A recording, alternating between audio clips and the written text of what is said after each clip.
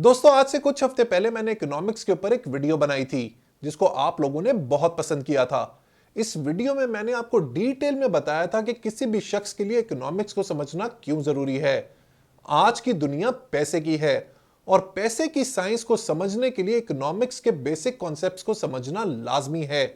Economics को as a discipline establish करने में दुनिया के बड़े बड़े इकोनॉमिक थिंकर्स का हाथ है।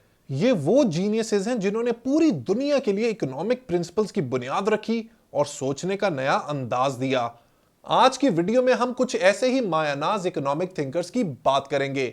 सो मेरे साथ बने रहिए और चैनल को सब्सक्राइब करना और बेल आइकन दबाना मत भूलिए। Let's be back.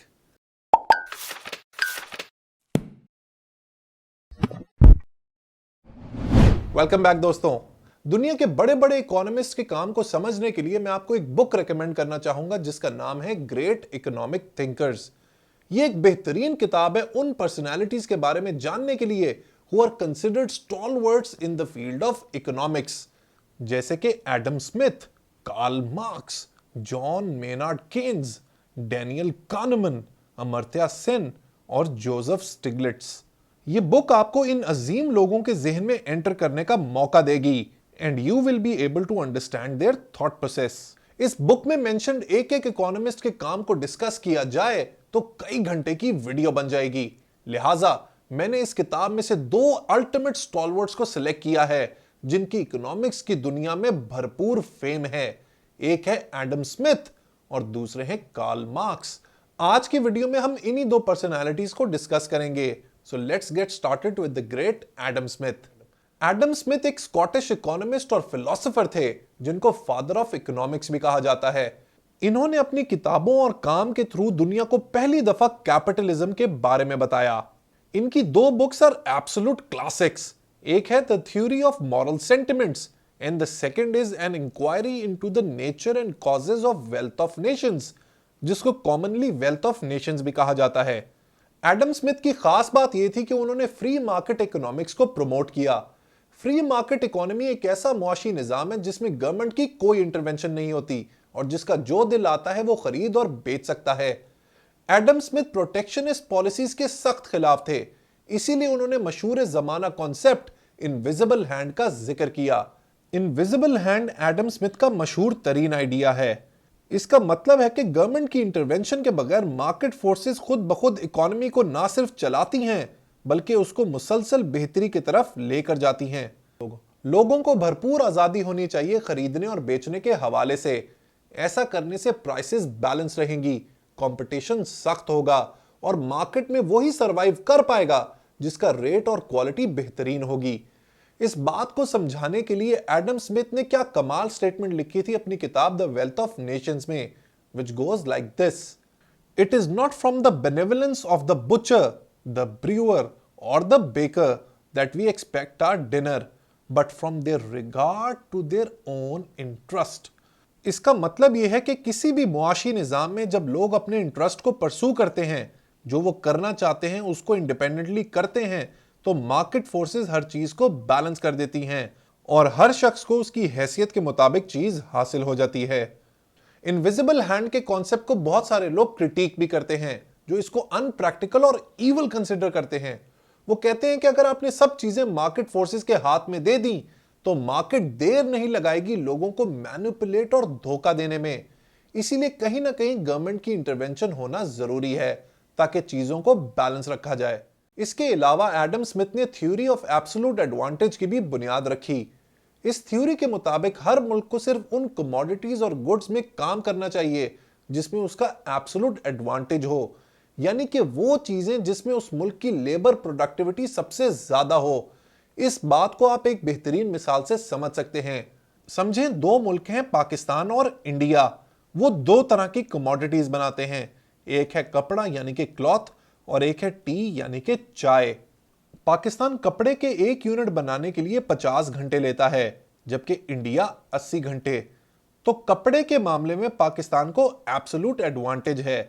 इसी तरह चाय के एक यूनिट को बनाने के लिए पाकिस्तान 60 घंटे लेता है जबकि इंडिया 40। तो चाय के मामले में इंडिया को एब्सोल्यूट एडवांटेज है।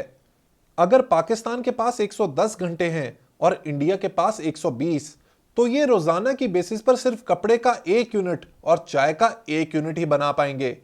ऑन द अदर हैंड, अगर ये दोनों मुल्क थ्योरी ऑफ एब्सोल्यूट एडवांटेज पर चलें, तो पाकिस्तान अगर अपने सारे 110 घंटे कपड़ा बनाने में लगाए तो वो रोजाना की बेसिस पर 2.2 यानी कि 2.2 यूनिट्स ऑफ कपड़ा या क्लॉथ बना पाएगा। इसी तरह अगर इंडिया सिर्फ चाय पर ही फोकस करे तो वो रोजाना की बेसिस पर 3 यूनिट्स ऑफ टी बना लेगा। इस एग्जाम्पल के मुताबिक अगर इंडिया और पाकिस्तान सिर्फ उन चीजों पर फोकस करें जिस पर उनका एब्सोल्यूट एडवांटेज है तो वो उनकी ज्यादा क्वांटिटीज बना पाएंगे। लेकिन थ्योरी ऑफ एब्सोल्यूट एडवांटेज की सबसे बड़ी शर्त है फ्री ट्रेड। अगर दोनों मुल्कों के दरमियान फ्री ट्रेड होगी तो वो आपस में उन प्रोडक्ट्स को, उन कमोडिटीज को एक्सचेंज कर पाएंगे जो दूसरा मुल्क प्रोड्यूस नहीं कर रहा। ऐसा करने से प्रोडक्टिविटी ज्यादा होगी और दोनों मुल्कों की आवाम को फायदा होगा। ये तो थी कुछ गुफ्तगू एडम स्मिथ के हवाले से। अब बढ़ते हैं कंट्रोवर्शियल फिगर कार्ल मार्क्स की तरफ। कार्ल मार्क्स का नाम आते ही एक कमोशन स्टार्ट हो जाती है। इस नाम को, इस शख्स को दुनिया में लोग पसंद भी करते हैं और बहुत सारे लोग नफरत भी करते हैं। कार्ल मार्क्स को आप कुछ भी कहें, लेकिन आप इस शख्स को इग्नोर नहीं कर सकते, क्योंकि इकोनॉमिक्स की दुनिया में जो इंपैक्ट, जो इन्फ्लुएंस कार्ल मार्क्स का है वो शायद किसी और का नहीं।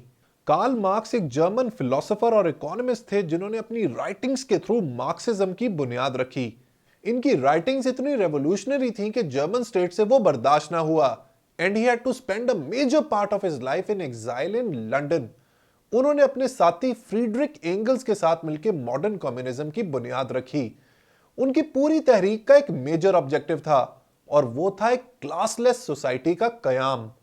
कार्ल मार्क्स का यह बिलीव था कि कैपिटलिस्टिक सोसाइटी कॉन्फ्लिक्ट के थ्रू आगे चलती है। इस सोसाइटी में दो मेजर क्लासेस मौजूद होती हैं। एक को वो कहते हैं बोर्शवाजी यानी कि ruling class who control means of production, and second is working class जिसको वो कहते हैं प्रोलिटेरिएट।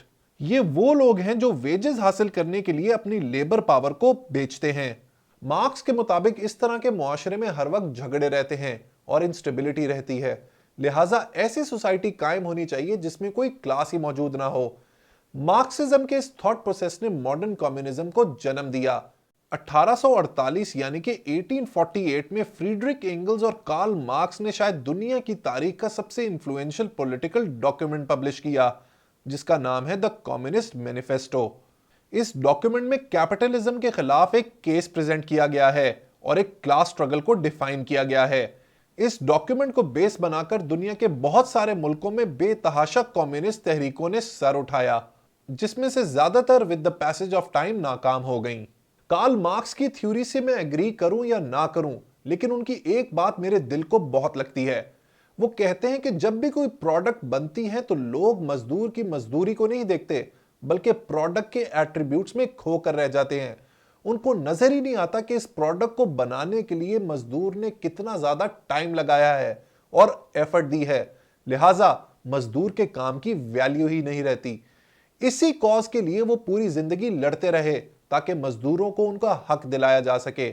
इसी बात को मजीद प्रोपेगेट करने के लिए उन्होंने अपनी मशहूर जमाना किताब दास कैपिटल लिखी। ये वो किताब है जिसने आज भी उनके थॉट प्रोसेस को जिंदा रखा हुआ है। सोशल साइंसेस पर लिखी जाने वाली बुक्स में सबसे ज्यादा इन्फ्लुएंशियल और फेमस दास कैपिटल ही है। दुनिया की ऑलमोस्ट सारी बड़ी बड़ी लेबर मूवमेंट्स कहीं ना कहीं इस किताब से इंस्पायर्ड जरूर होती हैं। कम्युनिज्म तो वैसे बहुत पुरानी थॉट है, लेकिन इस पर सबसे ज्यादा इन्फ्लुएंस कार्ल मार्क्स का ही है। इसी फिलॉसफी की बेसिस पर यूएसएसआर, चाइना, वियतनाम और क्यूबा ने अपने नेशन स्टेट को डेवलप किया। लेकिन वक्त के साथ साथ साबित हुआ कि कम्युनिज्म एक अनप्रैक्टिकल स्ट्रैटेजी है और इवेंचुअली कैपिटलिज्म ने पूरी दुनिया को अपने गलबे में ले लिया। अब इस बात पर डिस्कशन हो सकती है, बहस हो सकती है, डिस्कोर्स हो सकता है कि कैपिटलिज्म अच्छा है या नहीं, लेकिन truth of the matter is कि आज दुनिया में कैपिटलिज्म का ही बोलबाला है। सो दोस्तों, ये तो थी आज की हमारी बुक के हवाले से गुफ्तगू। आप पर्सनली कम्युनिज्म, कैपिटलिज्म या किसी भी इकोनॉमिक सिस्टम पर बिलीफ रखते हो, दैट्स योर कॉल। इसमें इंपॉर्टेंट बात सबसे ज्यादा यह है कि आपको दुनिया के बारे में अवेयरनेस और नॉलेज है या नहीं, आपको नैरेटिव और काउंटर नैरेटिव का पता है या नहीं। अगर ऐसा होगा तो ना सिर्फ आप अपने इकोनॉमिक डिसीजंस ले पाएंगे, बल्कि अपनी जिंदगी की डायरेक्शन भी सीधी कर लेंगे। मुझे कमेंट सेक्शन में वीडियो के बारे में फीडबैक जरूर दीजिएगा और अगर वीडियो पसंद आई हो तो लाइक बटन प्रेस करना मत भूलिएगा।